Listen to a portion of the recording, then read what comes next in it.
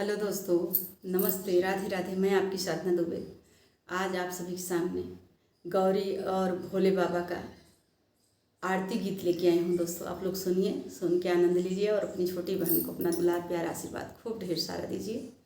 आइए देर न करते हुए गीत को आगे बढ़ाती हूँ और हमारे वीडियो को ज़्यादा से ज़्यादा शेयर कीजिए। दोस्तों आओ गौरी मैया कब से तो है पुकारत बाटी, ज्योति जलाई निहारत बाटी ना।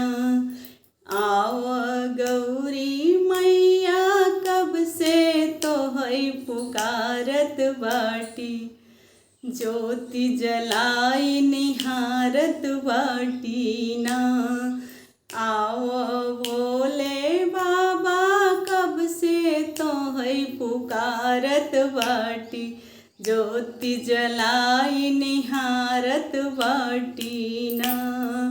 हमरे धूप दीप नहीं माला, हमरे भाव के पड़ गवा ठाला।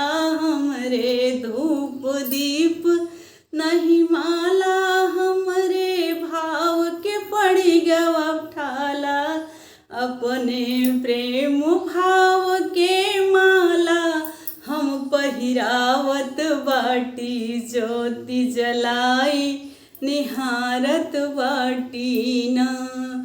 अपने प्रेम भाव के माला हम पहिरावत बाटी, ज्योति जलाई निहारत बाटी ना।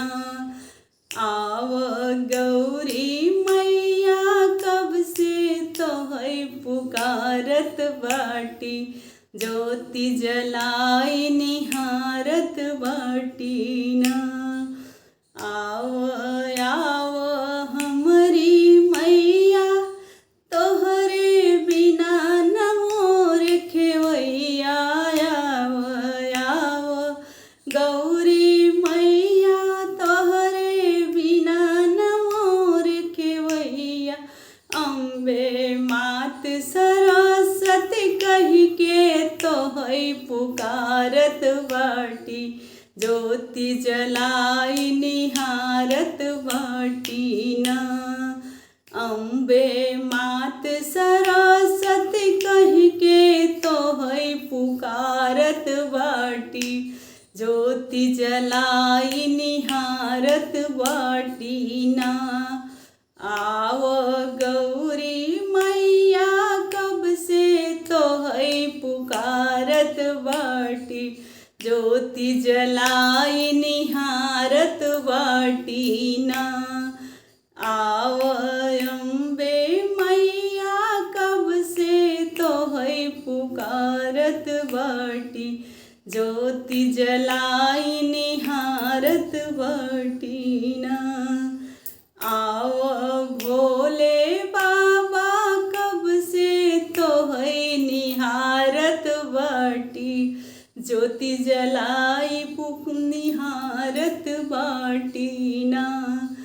आओ भोले बाबा कब से तो है पुकारत बाटी, ज्योति जलाई निहारत बाटी ना। आओ आओ हमारी मैया चौकिया धाम से चल के। आओ आओ आओ गौरी मैया चौकिया धाम से चल के। आओ चौकिया धाम से चल के।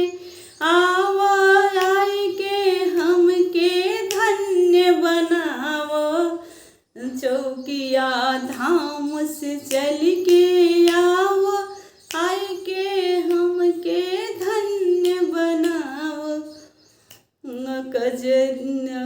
चौकिया धाम से चल के। आओ आई के हमके धन्य बनाओ।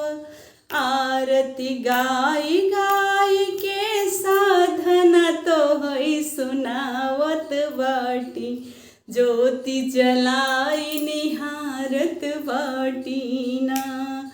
आरती आरती गाई गाई के साधन तो होई सुनावत बाटी, ज्योति जलाई निहारत बाटी ना। आव गौरी मैया कब से तो है पुकारत बाटी, ज्योति जलाई निहारत बाटी।